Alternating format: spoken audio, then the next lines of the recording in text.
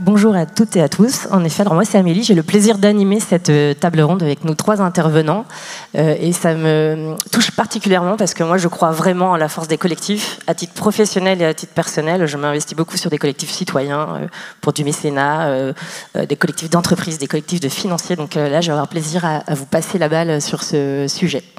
Je vais d'abord vous laisser vous présenter individuellement. Donc Marine Bocabeille, je vais te laisser le plaisir de te présenter. J'avais un doute sur le fait qu'il soit allumé, mais ça y est, bonjour à tous. Je m'appelle Marine Bocabeille, j'ai 35 ans, je suis la cofondatrice avec Quentin Henry des Mini-Mondes. On fait du contenu qui fait découvrir le monde aux enfants. Voilà. Bonjour à tous, donc moi je m'appelle Daniel Gerget, je suis aujourd'hui le directeur de la French Tech Rennes-Saint-Malo. En clair, je suis l'équivalent d'Adrien ici. Moi j'ai un parcours dans l'entrepreneuriat, l'innovation depuis 20 ans avec des startups que j'ai créées ou des groupes que j'ai accompagnés. Et aujourd'hui la French Tech. Bonjour à toutes et à tous, donc moi Pierre Leroy, cofondateur d'un startup studio dans la PropTech. Alors pour ceux qui ne savent pas ce que c'est que la PropTech, ce ne sont pas les entreprises du nettoyage, mais c'est bien la contraction de property technology. Et donc ça regroupe toutes les innovations dans le secteur immobilier et bâtiment, classe d'actifs très importante qui pèse très lourd dans le sujet de la décarbonation. Et puis une autre casquette qui est effectivement président du mouvement French PropTech, qui regroupe 250 startups du secteur en France et qui est une verticale qui, et on en parlera je pense, s'appuie sur les fondations et la souche French Tech. Donc c'est parfait parce on va avoir 3 témoignages assez complémentaires du mouvement de la French Tech incarné par Daniel avec cette verticale aussi régionale que tu vas pouvoir aborder. Le témoignage de Pierre qui va aborder un dispositif plutôt privé, même si la PropTech est aussi rattachée à la French Tech, mais avec une verticale thématique qui est celui de l'immobilier de la ville durable et comment on opère concrètement via un startup studio. Et bien sûr Marine qui va illustrer aussi ça en tant qu'entrepreneur qui a créé ses entreprises et qui a bénéficié de ces startup studios. Donc je vous propose de rentrer en 3 temps sur cette table ronde. On va parler bien sûr d'hier. On a tous envie d'avoir la genèse de ces dispositifs, comprendre quelles sont les intentions pour accompagner les entrepreneurs. On va aller sur les défis d'aujourd'hui et bien sûr on essaiera de trouver aussi quelques ouvertures sur et demain, vu que c'est le thème de la journée. Alors je vais commencer par toi Daniel. Je pense que ça nous intéresse de bien comprendre ce qu'est la French Tech, parce que je ne suis pas bien sûre que tout le monde sait exactement ce que c'est qui derrière, et quelle était la genèse de ce mouvement, avec une mission plutôt louable. Eh ben, merci Amélie. Alors, pour répondre à cette question sur ce qu'est la French Tech aujourd'hui, moi j'ai eu la chance, je le disais, d'entreprendre, mais depuis le début des années 2000, et d'être passionné par ça. Donc j'ai lancé plusieurs projets, puis j'ai surtout vu plein de gens en lancer et à des moments différents. Donc si on reprend un peu, en fait la French Tech aujourd'hui, elle aide les startups à se développer, hein, si on le dit très simplement. Et fin des 90, début 2000, l'entrepreneuriat c'était de la technologie. En fait, c'est des ordinateurs, des logiciels compliqués, et c'était vraiment des ingénieurs qui lançaient les boîtes. Et j'en ai lancé une à cette époque, et il y avait un écosystème qui soutenait ce qui s'appelle aujourd'hui la Deep Tech, qui s'appelait la haute technologie, tout bêtement. Et le web est arrivé, Internet, et puis pour les plus jeunes dans la salle, vers 2003, 2004, 2005, c'était le début de ce qu'on a appelé le Web 2. En fait, les premiers réseaux sociaux, les plateformes qui ouvraient des API pour construire des innovations, et ça a donné lieu à une vague d'innovation complètement différente, où l'innovation, elle n'était pas technologique, elle était sur les usages. En fait, vous pouviez, en quelques minutes, à pas cher, et ça c'était très nouveau, lancer un logiciel, développer un service, et toutes les entreprises d'Internet que vous connaissez aujourd'hui, en fait une grande partie elle s'est lancée à cette époque, et c'était un mouvement assez formidable. Mais du coup, finalement l'écosystème n'était pas adapté à ce type d'application. Donc il y avait plein de gens dans la nature qui se disaient mais en fait ma boîte c'est pas une technologie, on me demande où sont les algorithmes, etc. Et là, assez spontanément, sur le terrain, en fait, les gens ont commencé à se regrouper, à lancer des structures. C'était le début des cantines numériques qui ont essaimé sur le territoire. Ben, ici, il y en a une. Alors, c'était un petit peu plus tard, mais c'était cette époque-là quand même. Et finalement, c'est aussi à cette époque, mais un petit peu plus tard, que la French Tech est arrivée avec le coq rouge et se dire on va mettre un nom sur ce mouvement. Il y a le début d'un écosystème de start-up, il faut qu'il émerge, et ça s'est appelé la French Tech. Et au début, c'était pas autre chose que Mettons une marque et permettons à tous les gens qui partagent cet ADN d'innovation sur le terrain, c'était vraiment très très typé sur le web et le numérique, de se reconnaître, et c'était ça la French Tech au début. Donc il n'y avait pas de programme, c'était plutôt les territoires qui finalement inventaient des initiatives, s'auto-géraient. Et ça a été ça pendant quelques années. 2014, c'est la labellisation d'un certain nombre de capitales dont Nantes fait partie, il y en a 17 aujourd'hui. Et puis petit à petit, cet écosystème il s'est structuré. Il y a la mission nationale à Paris, qui est finalement il y a un peu deux entités. Il y a une mission nationale dirigée par Clara Chapaz, et il y a un réseau des capitales, je disais il y en a 17, et ça a commencé à structurer, et se dire tiens, il manque un programme pour afficher les meilleures startups. Ça c'est devenu le French Tech 120. Il manque un programme pour l'entrepreneuriat inclusif. Et au final, cette structuration, aujourd'hui, elle a abouti à créer une équipe de 40 personnes, qui est intégrée dans les services de l'État. Donc aujourd'hui, la French Tech, c'est la mission à Bercy qui est en charge d'assurer le succès des startups et de l'écosystème startup. Et finalement, on est un peu sur un entre-deux avec une partie des initiatives qui vient du terrain. Là, c'est ce que vous inventez ici, c'est le Startup Studio que tu lances, vos entreprises. Mais aussi une partie de programmes nationaux qui sont descendus par des associations locales, portées ici par la Cantine numérique. Chez nous, c'est French Tech Rennes Saint-Malo, le pool. Donc voilà, aujourd'hui, la French Tech, elle s'est quand même transformée, elle est en train de se structurer, et c'est quelque chose qui est devenu... mais pour une raison simple, c'est qu'au début, la mission, c'était de faire émerger l'écosystème. Aujourd'hui, il existe, et c'est un des top écosystèmes. D'ailleurs, c'est vraiment un des premiers écosystèmes de start-up en Europe. Très bien, et donc ton Startup Studio, typiquement, et tes initiatives, Pierre, sont aussi là pour alimenter ce mouvement, donc d'un point de vue très opérationnel. Tu peux nous parler de ce que tu fais concrètement ?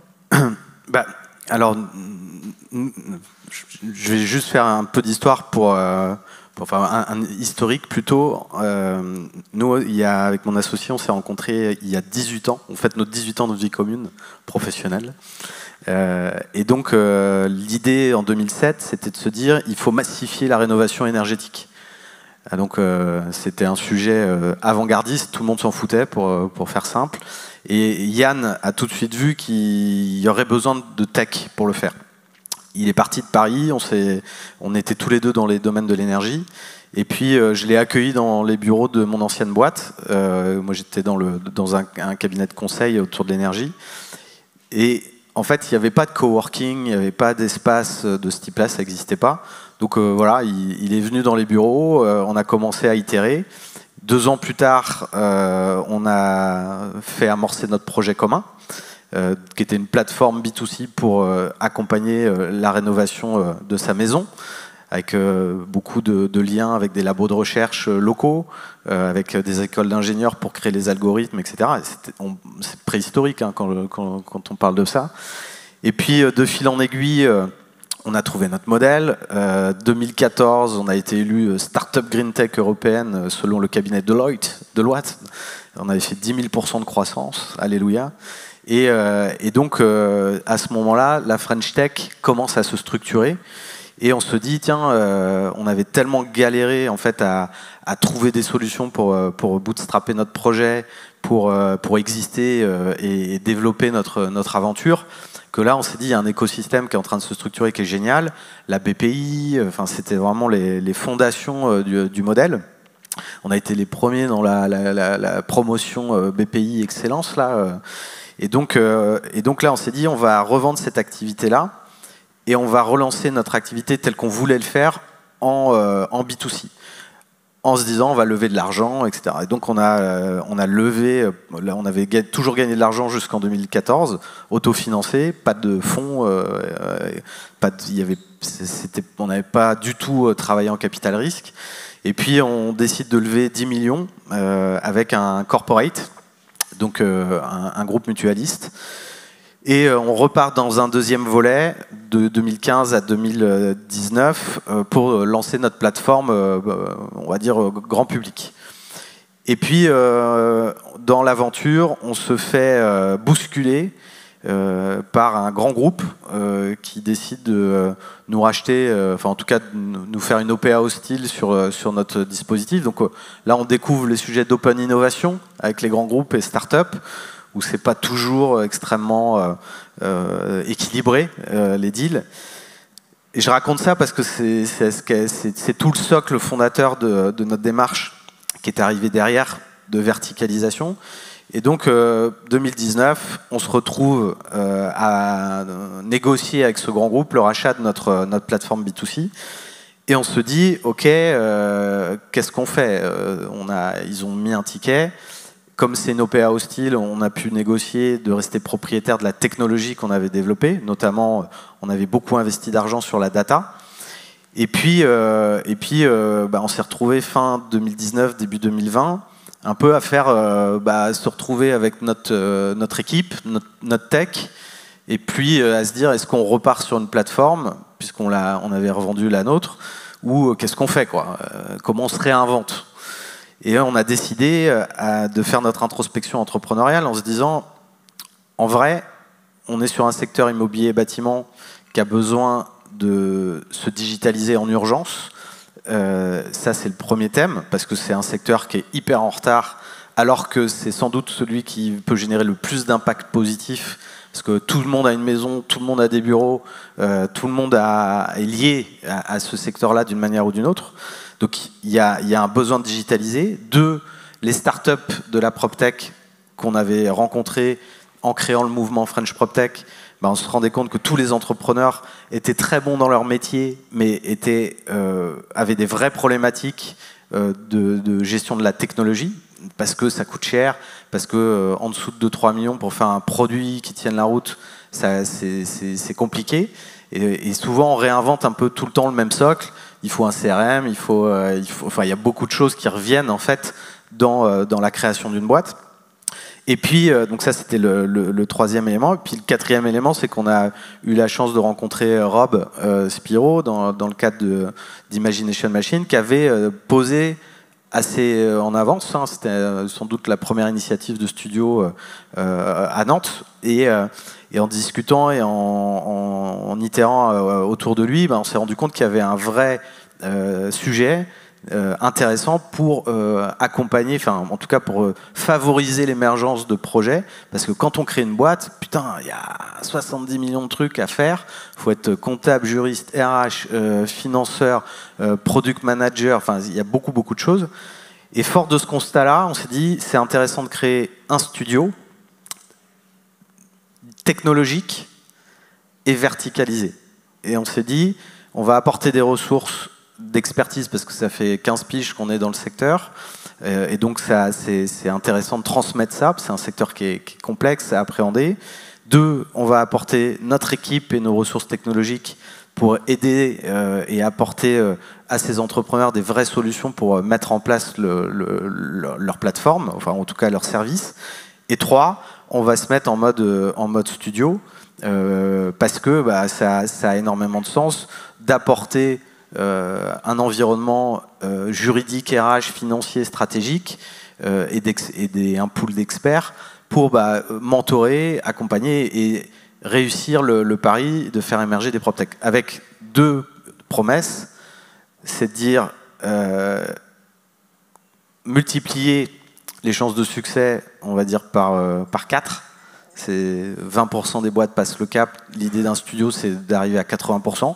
Elles seront peut-être pas toutes des licornes, mais au moins on créera quelque chose de durable. Ça, c'est le premier temps. Et le deuxième temps, c'est de faire gagner 2 ans à un projet qui s'amorce. Parce que c'est là où on prend des pelles. Il y a beaucoup de choses, beaucoup de défis à relever. Et si on est capable de faire gagner ces 2 ans-là aux entrepreneurs, entrepreneuses, on aura gagné la partie. Donc c'est ça les fondations finalement du modèle de start-up studio technologique dédié à la PropTech qu'on a voulu amorcer maintenant depuis 2 ans. Et on a lancé 6 entreprises. Et donc on pourra reparler des défis parce qu'on est jeune, donc avec toute la modestie qu'il faut avoir sur ce genre de sujet. Mais il y a des retours d'expérience très intéressants qu'on peut avoir maintenant depuis 2 ans et demi. Très bien, merci. Tu as fait une belle transition pour donner le micro merci à pour la Marine. PSD. En effet, parce que IM était le premier startup studio nantais à se lancer aussi sur une verticale, qui était sur l'impact, justement. Donc ça, je pense que c'est un des points forts des startup studios, c'est de verticaliser, de trouver une thématique. Aujourd'hui, l'impact est plutôt une bonne idée.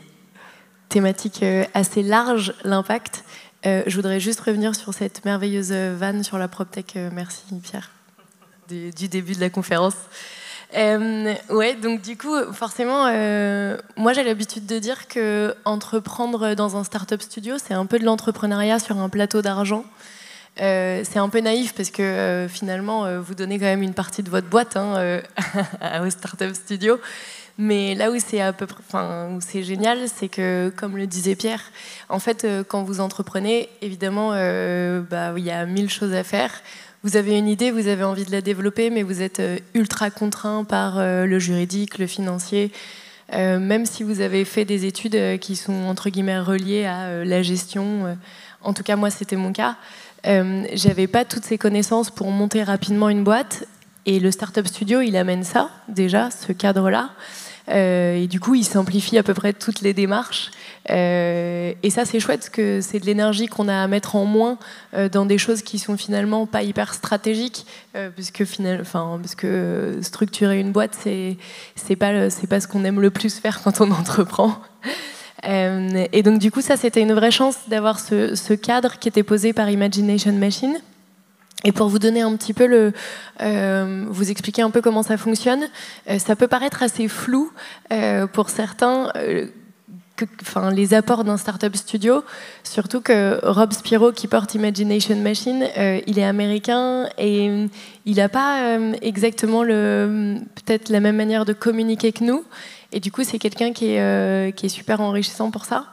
Et du coup, la manière dont ça marche, c'est qu'en gros, vous avez donc le Startup Studio, c'est plein d'experts métiers à vos côtés. Donc typiquement, nous, quand on s'est lancé, on voulait faire le jouet le mieux fabriqué au monde. Et donc du coup, pour ça, on avait besoin de lancer une opération de précommande, se faire connaître auprès des clients. Et du coup, on a tout de suite vachement fait appel à l'IT, qui est porté notamment par Jeff chez Imagination Machine, et qui va mettre à dispo toute cette partie tech, monter un site, faire une opération de crowdfunding, etc.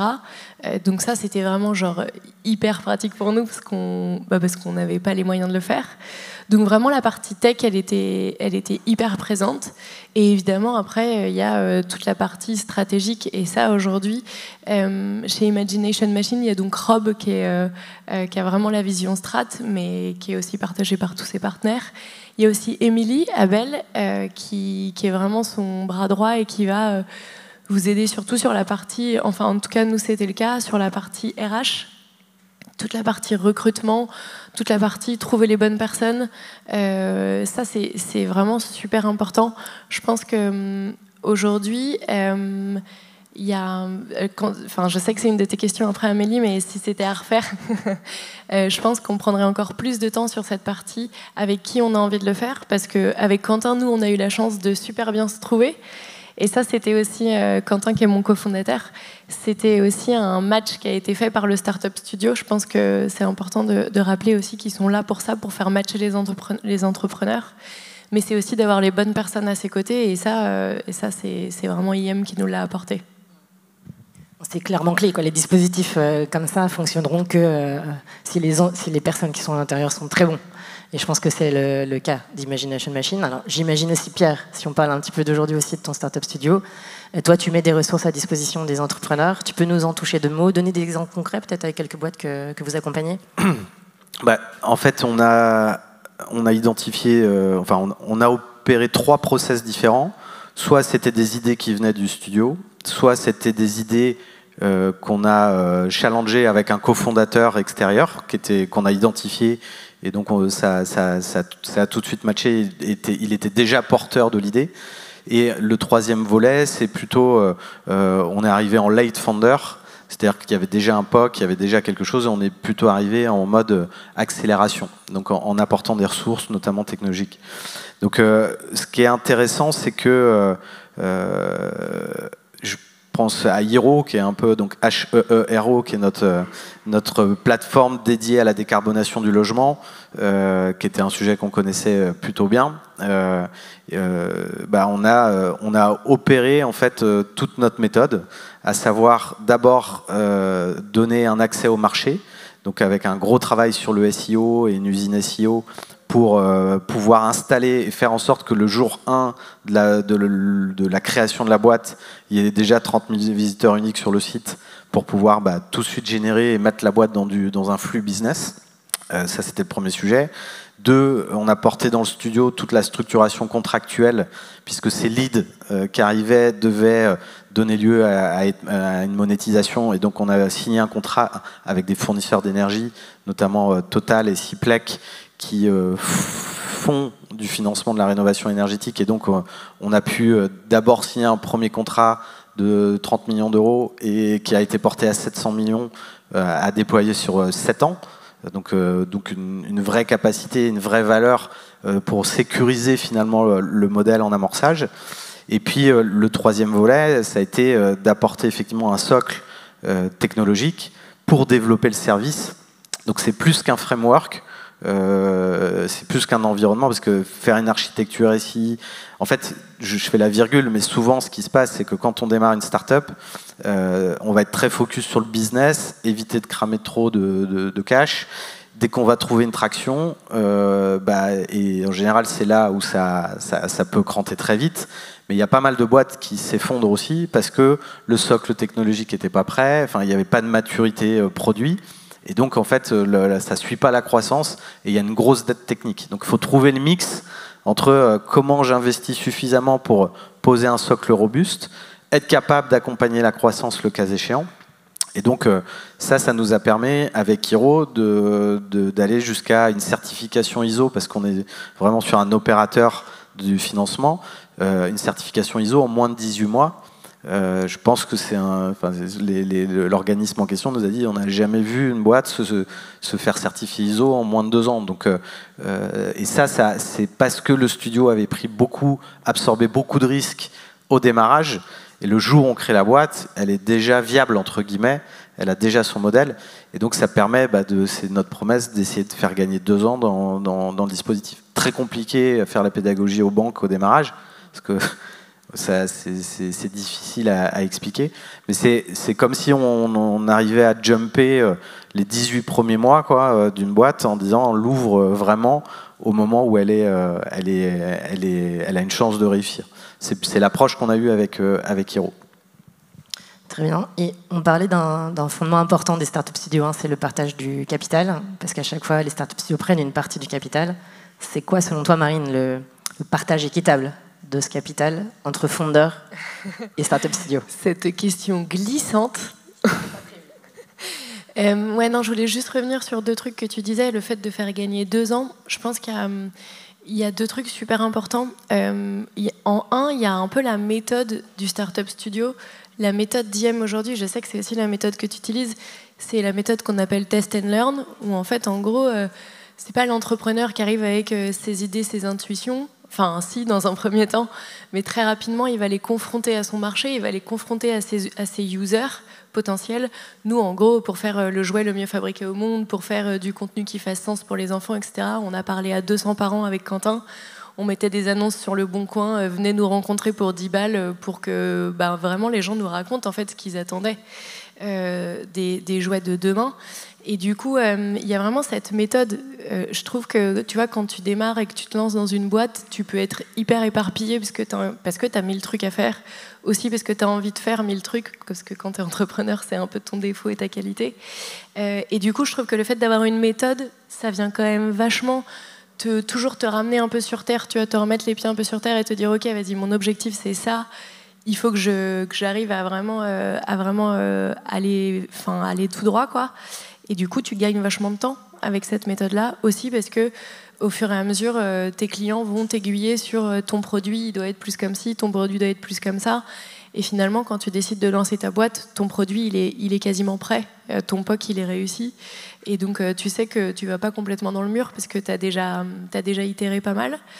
Et le deuxième truc auquel je pensais quand tu parlais, Pierre, c'était vraiment la confiance que vient t'apporter le Startup Studio, parce que clairement, entreprendre, c'est les montagnes russes de à peu près tout, mais aussi c'est des montagnes russes émotionnelles. parce que c'est pas rien d'essayer de faire vivre un truc et puis de pas savoir si on va y arriver et de se prendre des baffes. Et je raconte toujours que nous, quand on a voulu faire certifier la matière, donc on faisait une matière 100% en plastique recyclé. D'habitude, c'est clairement utilisé pour faire des routes poubelles. Cette matière-là, c'est pas utilisé pour faire des jouets qui vont être entre les mains d'enfants de moins de 3 ans. Et donc, du coup, il y avait un vrai enjeu sur la matière. Et en gros, je pitchais ce jour-là au Salon des entrepreneurs.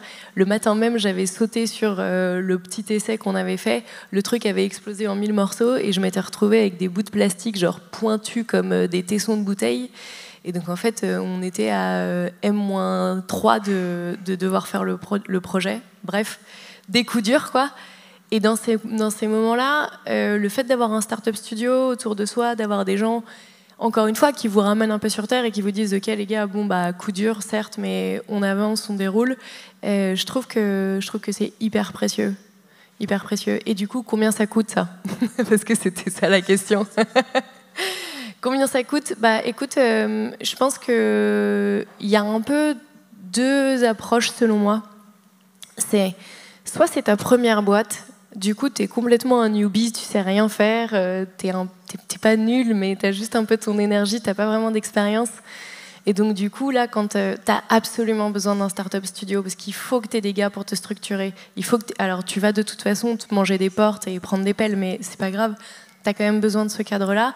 Et du coup, je trouve que quand c'est ta première boîte, c'est pas très grave de payer cher, parce qu'encore une fois, c'est un peu de l'entrepreneuriat sur un plateau d'argent, tu vois.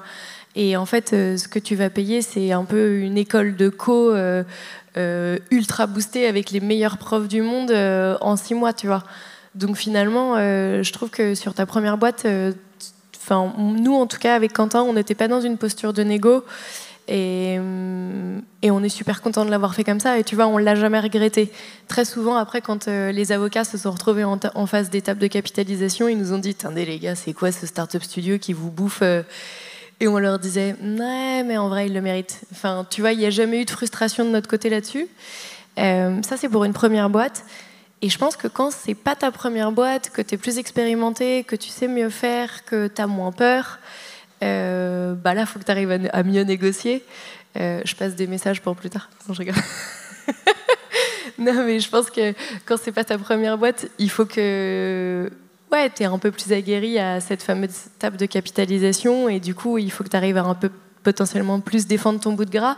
Entre-temps, tu es aussi devenu un entrepreneur potentiellement à succès, tu vois, si tu as réussi à faire une première exit sur ta première boîte, etc. Donc, je pense que c'est comme tout sur le marché, tu vois, plus ta valeur augmente, plus il faut que tu arrives à négocier. Mais je pense malgré tout qu'il faut que ça reste un truc, entre guillemets, secondaire. Enfin, en tout cas, nous, c'était notre vision et ça l'est toujours. Parce que, tu vois, si tu as des frustrations par rapport à ça, par rapport à l'argent ou par rapport au partage de la valeur avec ton startup studio, tu construis pas un truc sain. Enfin, tu vois ce que je veux dire? Tu te fais parasiter par des choses alors qu'en fait, monter une boîte, t'as pas envie d'être parasité, t'as juste envie que ce soit l'autoroute et de passer les vitesses et d'aller vite, quoi. Voilà. Super, merci Marine d'avoir répondu à la question. Daniel, vous aussi, vous avez dans les French Tech, vous avez des programmes d'accompagnement. C'est une autre culture, un autre état d'esprit. On veut bien connaître les complémentarités et du coup la singularité de la French Tech, avec ce que tu viens d'entendre en fait. Ouais, c'est très différent. En fait, c'est les mêmes. C'est passionnant de vous écouter parce qu'en fait, le Startup Studio, c'est vraiment de l'orfèvrerie sur peu de projets, avec un impact énorme sur les projets. Au final, ce que font les French Tech, ce que font les structures d'accompagnement, parce que c'est toute une chaîne. Des fois, l'entreprise elle naît dans un startup studio, mais la plupart de celles qu'on voit, elles sont passées par 1, 2, 5 dispositifs. La première couche, en fait, c'est déjà que les gens ils aient envie de faire les trucs. Donc ça, c'est la couche d'écosystème, et c'est vraiment le métier des French Tech, de se dire est-ce que les gens se connaissent, est-ce qu'il y a une dynamique forte. Aujourd'hui, si vous n'avez pas les gros événements, si vous n'avez pas le Web de Day, il n'y a pas le Startup Studio qui s'installe, il n'y a pas l'argent, il n'y a pas tous les gens qui ont envie de créer, il n'y a pas, quand on veut faire les mariages, les gens qui veulent se marier. Donc en fait, déjà, la première partie du métier d'accompagnement qu'on assure dans les French Tech, c'est même pas de l'accompagnement, c'est créer le contexte pour que en fait, les gens aient envie de faire plein de trucs et qu'ils aient les moyens de le faire. Et ça, par définition, c'est quelque chose qu'on fait pour tout le monde, sans On s'adresse à des projets complètement différents. On ne l'a pas mentionné tout à l'heure, mais l'innovation, les startups, quand c'est né au début, c'était du numérique. Mais tu vois, ton projet, c'est pas du numérique. Aujourd'hui, il y a les startups industrielles. Donc c'est, en gros, faire jouer tout le monde dans la même cour. Et ça, c'est la première étape. Ça, c'est un métier assez génial, mais dont c'est assez dur de lire les résultats. Nous, souvent, c'est 3, 4, 5 ans après qu'on nous dit « Ouais, c'est ce jour-là que j'ai rencontré Pierre ou Marine. » Donc c'est très dur de lire. Après, la structure que je porte, moi, à Rennes, qui s'appelle Le Pool, elle porte la casquette de French Tech, donc toute cette couche de fédération de l'écosystème, mais elle porte aussi un autre rôle, c'est d'être un peu la porte d'entrée de l'accompagnement. Donc concrètement, on a un incubateur, et là, c'est très proche de ce que vous faites, mais juste ça marche complètement à l'envers, parce qu'on n'a pas du tout les mêmes moyens.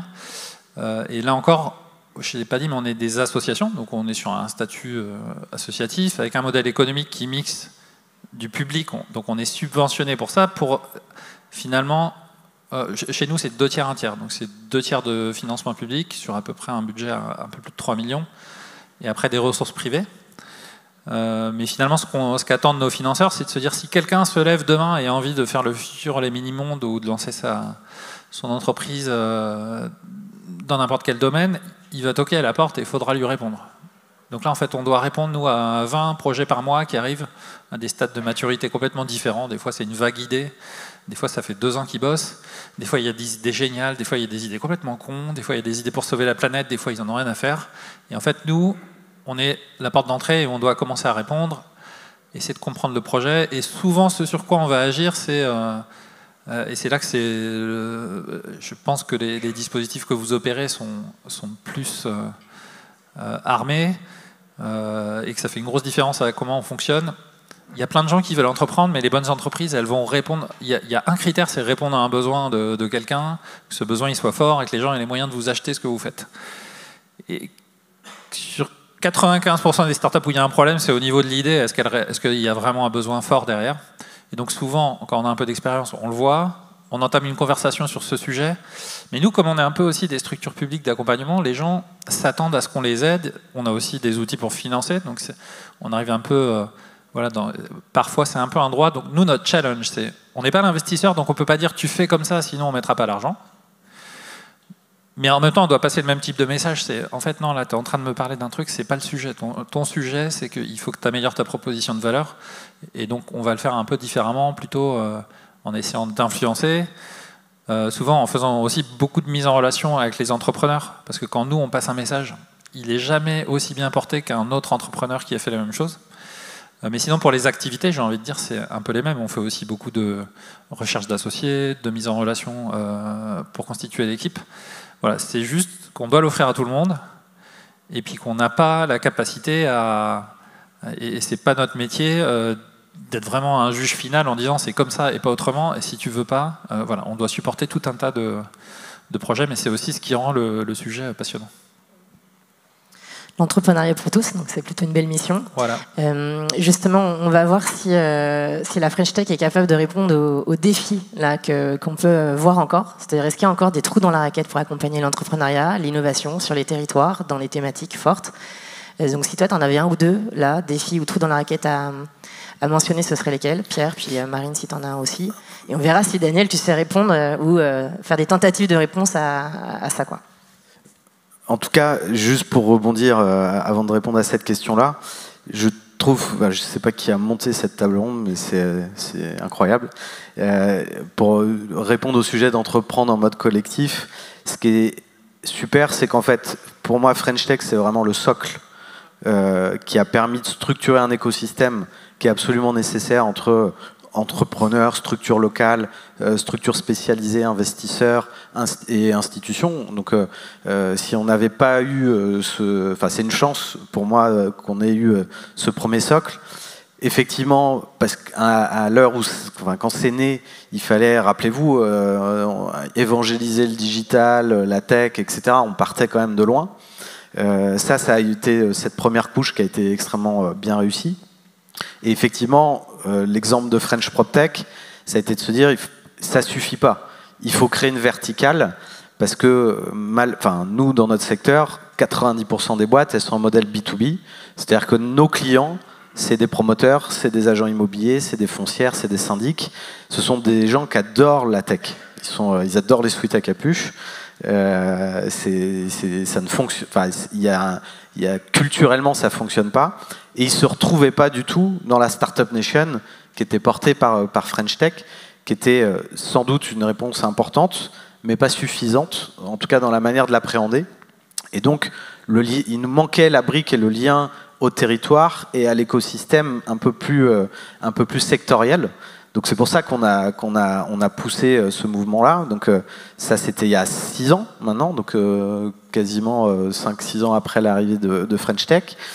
Et puis, une fois qu'on a lancé ce mouvement-là, tous ces entrepreneurs qu'on a rencontrés, on s'est dit, c'est de plus en plus compliqué de faire des boîtes. Enfin, il faut quand même être un peu fada, il faut beaucoup d'énergie. Et en fait, avoir des structures comme des startup studios qui se rapprochent encore plus avec cette capacité à cranter de la création de valeur privée, parce qu'à un moment donné, il faut aligner des intérêts économiques, avoir en plus ces structures-là qui viennent opérationnaliser les choses jusqu'à l'entrepreneuse ou l'entrepreneur qui doit porter le dispositif.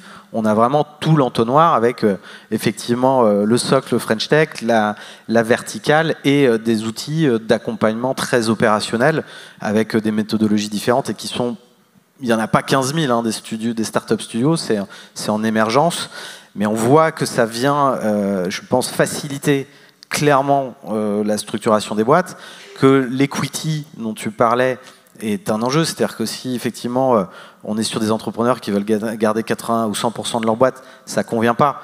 Aujourd'hui, si on veut faire des boîtes qui ont de l'impact, il faut déjà accepter de partager son capital avec son CTO, avec différentes équipes, avec ceux qui vont créer de la valeur opérationnelle dans le dispositif, et que fondamentalement, partager un gros gâteau versus être dépositaire de ton gâteau tout petit, le choix il est vite fait si on veut créer des trucs ambitieux. Après, effectivement, ça dépend du talent de chacun et chacune à se diluer ou pas se diluer, ou à recréer ces conditions, on va dire, de satisfaction financière au cours de l'exécution du projet. Mais voilà, grosso modo, je pense qu'on n'a jamais eu autant d'outils intéressants pour fonctionner. En revanche, on voit, puisque la question c'était où étaient les trous dans la raquette, moi je crois effectivement que la Startup Nation, elle a eu aussi des travers. C'est-à-dire que l'obsession de la licorne, c'est super, mais ça a aussi généré un mode de pensée où j'ai eu moi quelques frictions avec à l'époque la présidente de French Tech au moment de la création de French PropTech. Le ministre voyait ça du numérique, Mounir Majoubi voyait ça très bien. French Tech voyait pas le truc du tout de la même manière, parce que c'était vécu comme quelque chose de concurrentiel. Et on a appris à se connaître, on a créé les complémentarités jusqu'à ce que Bercy mette le tampon sur cette approche verticale. Mais voilà, à partir du moment où aujourd'hui French Tech nous aide à diversifier l'approche en disant attention, il n'y a pas que les licornes, il y a aussi l'intérêt de faire des boîtes territoriales, locales, qui n'ont pas forcément les mêmes stratégies capitalistiques. Moi, dans notre écosystème, je dis on fait des chevaux de trait. Donc ça existe, c'est robuste, et l'idée c'est que ça marche et que ça fonctionne.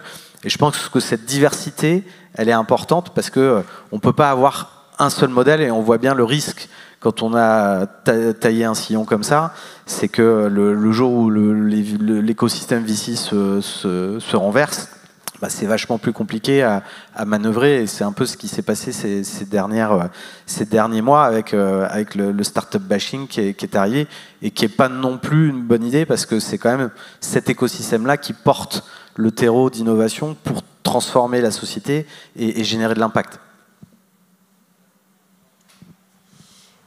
Ouais, j'ajouterais que, moi, les trous dans la raquette, tu vois, ils seraient pas tellement chez IM, dans un startup studio. Je pense que le trou dans la raquette, il est plus général, tu vois, effectivement, le monde des VC qui s'écroule un peu. L'argent était super facile, et en gros, avant, tu levais des fonds parce que tu promettais de faire une croissance à 2-3 chiffres, et en fait, si tu veux, ta top line qui est ton chiffre d'affaires, était regardé, et c'était la seule qui était regardée. Aujourd'hui, on te demande de faire et de la top line et de la bottom line, donc on te demande de faire de la croissance tout en étant rentable sur des modèles qui n'ont pas été montés comme ça, tu vois. Donc, en fait, je trouve que là où nous, on s'est un peu fait prendre dans l'étau, c'était là-dessus, tu vois, c'est sur, en gros, les gars, vous avez changé les règles du jeu pendant la partie, et du coup, tu me dis que je suis en train de perdre. Bah, en fait, ouais. ouais, avec ce nouveau rebattage de cartes, oui, c'est sûr que ça marche moins bien. Mais ça, entre guillemets, on peut le reprocher à personne. Tu vois ce que je veux dire ? C'est contextuel, c'est un truc macro qu'on peut pas maîtriser. Moi, j'ai trouvé que justement, la posture du Startup Studio, c'était plutôt de dire, en fait, les gars, on vous demande d'être au four et au moulin, vous pouvez pas l'être. Personne ne sait le faire. Enfin, en vrai, si quelqu'un a la réponse, même ici, je prends. Si quelqu'un a la réponse pour faire de la top et de la bottom line de manière saine, quand t'as pas monté ta boîte comme ça dès le début, puisque on n'était pas une PME, on était une start-up.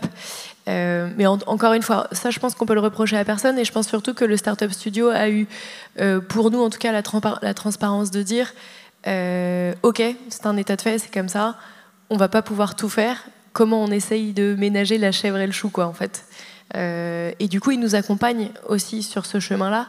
Et je trouve qu'en ça, tu vois, personne ne s'est menti. Donc le trou dans la raquette, pour moi, il est plus, enfin, tu vois, il est difficilement. Je peux pas dire c'est de la faute de machin ou de truc. Et je pense surtout qu'il faut juste avoir les qualités d'un entrepreneur et d'un startup studio, c'est-à-dire réussir à s'adapter, à rebondir et à essayer de prendre de bonnes décisions rapidement. C'est toujours ça qui est un peu compliqué, je trouve, en startup, c'est que comme tu vas plus vite que tout le monde et tu fais en 2 ans ce que les mecs font en 7 d'habitude, bah oui, tu crames du cash, ça c'est une certitude, mais ça t'oblige aussi à prendre des décisions importantes beaucoup plus rapidement. Et encore une fois, tu vois, le Startup Studio, je trouve que ils ont cette agilité, eux, ils ont ce mindset de ok, il faut qu'on réagisse vite, mais bien, tu vois, il faut essayer de réfléchir quand même un peu à plusieurs cerveaux avant de prendre des décisions qui vont changer la vie de ta boîte. Mais en tout cas, ouais, pour moi, positif encore une fois le Startup Studio. Merci. Je ne sais pas si tu as envie de rebondir, Daniel, sur ce qui vient d'être dit, probablement, parce qu'on attend aussi de la French Tech qui soit le porte-voix de tout cet écosystème au plus haut niveau du gouvernement. Donc peut-être qu'il y a déjà des tentatives, d'ailleurs. En fait, là, ce que j'entends, c'est 2 choses, mais qui sont hyper intéressantes. Mais les trous dans la raquette, le financement, il y aura toujours un trou de la raquette du financement. Peu importe les. Alors moi, je suis un peu plus âgé. Finalement, là, on est sur le financement, les fonds, on est en train de revenir un peu comme c'était au début. Ça a toujours été un peu dur. Il y a eu 2012-2022 où ça a été un peu là. Il y avait beaucoup plus d'argent, et donc, pour ceux qui ont su lancer des business à ce moment-là, ils ont pu en profiter. Maintenant, on revient sur des conditions un peu normales, mais le financement, ça a toujours été chaud. Donc c'est un truc constant de se dire, aujourd'hui, il y a encore 75% des investissements, c'est sur des startups en Île-de-France. Donc en territoire, les écosystèmes, ils sont en train de monter sévère en puissance, mais il faut encore... et là, j'ai envie de dire, c'est plus le boulot des associations locales, mettre en valeur ces écosystèmes. Et en fait, ils sont peu connus, donc ça veut dire juste faire venir nos interlocuteurs parisiens, constater en fait ce qui se passe ici. À chaque fois qu'ils regardent, ils se disent, non mais elles sont incroyables vos boîtes, on ne savait pas, etc.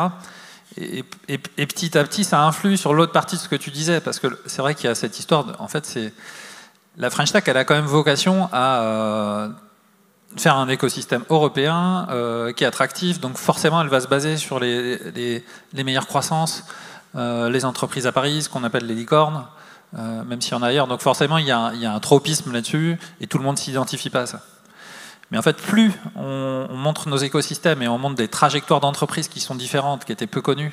Et en fait, si vous regardez aujourd'hui dans le classement du French Tech 120, donc des meilleures croissances, il y a des entreprises qui sont formidables et qui ne s'identifient pas à la trajectoire licorne. Ils vont le devenir parce qu'en fait, ça crée de l'emploi et ça se développe. Donc, en fait, c'est aussi à nous, finalement, d'aller, pas aplanir, mais aussi mettre un autre ADN en fait dans...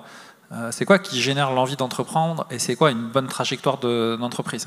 Et pour ça, il faut aussi du temps. Pour que en fait, moi, je les vois accélérer, nos écosystèmes. C'est d'une année sur l'autre. À chaque fois qu'il y a une exit, les gens, ils adorent refaire, en fait. Donc, ils relancent des choses, mais ça prend des fois 1 an, 5 ans, 10 ans. Donc, moi, je suis assez optimiste sur le fait que le modèle qui va se dégager de la French Tech. C'est une sorte d'hybride entre ce modèle qui était très utile pour inspirer tout le monde au début et ce qu'on fait ici. Sur le financement, là, il y a un petit truc là, juste que je mentionne. Il y a un vrai problème au tout début sur l'investissement des business angels. Et il y a un truc qui est en train de se passer. Et là encore, c'est en train de revenir. C'était le cas, je pense, il y a déjà 10-12 ans. Il y a une amélioration de tous les statuts là, qui s'appelle Jeune Entreprise Innovante, assez significative, avec plus d'incitation pour des business angels à investir dans des entreprises qui ont un risque énorme parce qu'on est au tout début. Donc avec des niveaux de défiscalisation là, qui montent à 30% pour les entreprises un peu tech, ou 50% pour les entreprises tech. Voilà. Donc aujourd'hui, c'est beaucoup plus que ce qu'il y a sur la défiscalisation classique qui est à 18%. Et on voit déjà les effets là, dans les entreprises en ce moment, qui même dans ces conditions un peu de marché compliquées, elles arrivent à boucler des tours parce qu'il y a cette nouvelle incitation qui dit ouais, ok, ben, le projet est cool. Et finalement, avec ce niveau, je peux investir. Donc en fait, des trous dans la raquette, on va passer notre temps à les combler. Il y en a un autre gros dont on n'a pas parlé, c'est l'achat. La startup, la French Tech, c'est beaucoup concentré sur l'argent, le financement. Il y a un sujet aussi, c'est celui du business, comment je trouve des clients. Est-ce qu'aujourd'hui, c'est simple, quand vous êtes une startup en France, même déjà lancée, même avec des produits, avec une équipe, c'est compliqué de faire valoir vos solutions et de les vendre à des grands groupes du territoire, à des acteurs publics. Donc là, il y a une initiative en ce moment qui est d'ailleurs une des grosses priorités de la French Tech, c'est Je choisis la French Tech, c'est comment on incite ces grands acteurs à dépenser de l'argent dans les startups. Là où aujourd'hui, en fait, la vie les amène plutôt à dépenser de l'argent chez des grands acteurs américains, ou à des entreprises déjà en fait établies, parce que voilà, le monde est fait comme ça et que c'est toujours plus facile d'aller choisir ça. Donc là, il y a un effort de fond qui a démarré, mais qui est compliqué, hein, parce que c'est un changement de culture. Et ça, c'est un des gros chantiers aujourd'hui de la French Tech. Je choisis la French Tech. Non, très bien. On voit bien en effet le rôle et l'importance de nos collectifs en fait. C'est de rendre désirables ces entrepreneurs, de les faire rayonner au-delà de notre territoire. Des événements comme aujourd'hui servent aussi à ça. Toi, tu parlais aussi de la notion de dérisquer. En fait, ces investisseurs, pour les séduire, il faut des incitations, bien sûr, comme GEI fiscal, mais le rôle d'un startup studio aussi, c'est de dérisquer et de faire en sorte que ces entreprises, vous pouvez y aller, quoi, parce qu'il y a une bonne exécution, il y a des bons fondateurs, et on vous le confirme. Le sujet, alors il y a plusieurs sujets, mais effectivement, en nous, les gros apprentissages des 2 dernières années, c'est que c'est très différent de travailler avec des chefs d'entreprise et des CEO salariés. C'est pas le même mindset. Les deux sont importants. En fait, c'est pas un jugement de valeur, mais en fait, dans des phases critiques, on voit la différence de manière notable. Ça, c'est une certitude, et notamment quand on est un studio qui apporte beaucoup de technologie, beaucoup d'actifs. C'est des questions qu'on peut se poser, notamment sur la réflexion autour de l'equity. Donc nous, ça, c'est un apprentissage qu'on a eu. Deuxième apprentissage, c'est le financement. Effectivement, le modèle VC par rapport au secteur immobilier, bâtiment et la PropTech en général n'est pas hyper confort, parce que c'est un secteur qui fonctionne à la décennale, c'est 10 ans, 15 ans, c'est des temps longs. Donc les capitaux VC ne sont pas aussi patients que ça.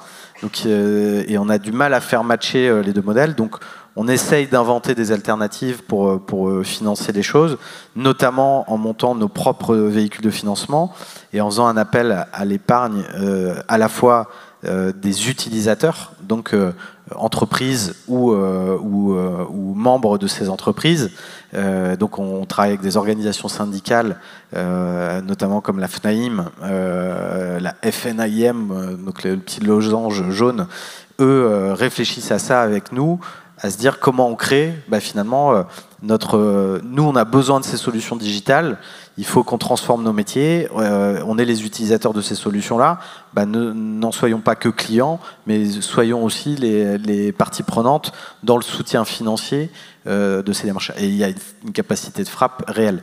Donc c'est aussi intéressant parce que c'est un changement de mentalité, puisque ce sont les utilisateurs qui deviennent investisseurs, parce qu'il n'y a rien de mieux qu'eux pour se dire tiens, j'ai confiance dans le dispositif et je passe pas uniquement dans les filtres d'analystes qui vont avoir un autre tropisme ou une autre manière d'analyser le dossier. Donc ça, c'est les 2 axes sur lesquels on travaille. C'est vraiment soutenir et identifier les entrepreneurs et de financer de manière alternative pour que cet amorçage dans l'écosystème soit soutenu comme il se doit, parce qu'aujourd'hui, il ne l'est pas suffisamment. Talent et argent.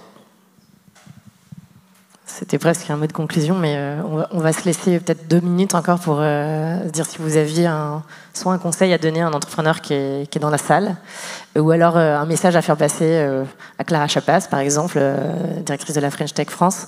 Ce serait lequel? Et on pourra peut-être prendre 1 ou 2 questions si jamais vous avez quelque chose à demander à Marine, Daniel, Pierre. Ouais, moi j'ai un conseil qui m'a été donné par le Startup Studio justement et que j'essaye de suivre vraiment depuis le jour 1, qui est celui de mettre le moins d'affect possible dans son projet. Ça paraît un peu fou de dire ça parce qu'on se dit que l'entrepreneur, oui, évidemment, il bosse avec ses tripes. Et ça, c'est vrai, mais sauf que le fait de ne pas mettre d'affect dans la prise de décision, ça permet d'être beaucoup plus performant et beaucoup plus rapide. Et en vrai, nous, ça nous a sauvés à bien des égards. Donc, si jamais vous avez envie de monter un projet, je vous conseille évidemment être passionné. Enfin, ça fait pas de doute qu'il faut vous lever le matin et vous coucher tard le soir. Enfin, bon, bref. Mais par contre, vraiment, essayez d'être le plus en distance possible avec ce que vous faites, parce que ça vous permettra de prendre de bien meilleures décisions. Voilà. Alors c'est l'instant promo.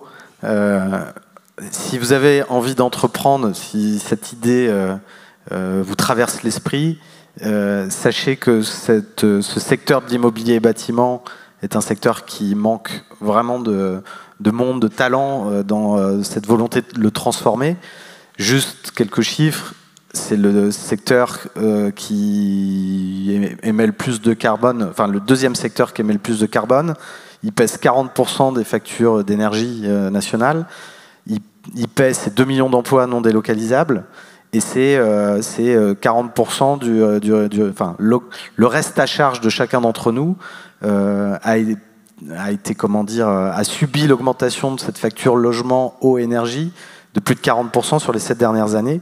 Donc le dispositif aujourd'hui pèse lourd socialement, lourd d'un point de vue climat, lourd d'un point de vue économique et énergétique. Et donc on a une logique d'impact possible sur ce secteur immense, mais il va falloir des bras, il va falloir de la matière grise et il va falloir de l'argent. Donc si vous avez envie, welcome. Alors moi, j'ai pas de message à faire passer à la French Tech. Non, si j'aurais quand même un message, mais je rebondis sur ton. Moi, on donne jamais de conseils comme ça, mais quand même celui-là, moi je le reformule en disant votre entreprise, c'est pas vous en fait, vous n'êtes pas votre entreprise. Et en fait, vous lancez quelque chose, ça va marcher, ça va pas marcher, vous faites de votre mieux, mais c'est indépendamment de vous en tant qu'être humain. Et c'est dingue comme il est important en fait ce message, parce que les gens se mettent dans des états, et on comprend, parce que moi j'ai aussi été entrepreneur, mais franchement, il faut se détacher un peu du truc. Et non, moi en fait, mon souhait pour la suite, j'ai l'impression qu'on est dans un moment de dingue de l'histoire. Là. La French Tech, elle a fait plein de choses bien, elle encourage l'entrepreneuriat, mais il y a plein de formes d'entrepreneuriat. On a une action autour de French Tech Tremplin pour diffuser beaucoup plus largement l'entrepreneuriat, mais c'est dur de trouver le levier en fait de continuer. Il y a plein de gens qui ont envie d'entreprendre sous des formes différentes, de coopératives. En fait, l'énergie entrepreneuriale, elle est partout et pas que dans les startups. Et en fait, le monde est tellement en train de bouger que je pense que moi, l'écosystème, là, dans les 10 ans, il va complètement se modifier. Donc mon souhait, ce serait qu'on ait une vraie réflexion sur, en fait, il faut quoi demain ? Parce qu'on est tous un petit peu vieux, là. Moi, je commence à être vieux, mais vous aussi. Ça va très, très vite. Et en fait, les outils dont on a eu besoin pour arriver au Startup Studio aujourd'hui, la vitesse à laquelle se transforme le monde, les enjeux, le climat, etc., je pense qu'il faut réfléchir vite à de quoi on a besoin demain et que ça doit concerner plus largement. Donc comment on peut élargir en fait cet écosystème. Ce serait ça mon souhait. Super, merci à tous les trois pour ce témoignage.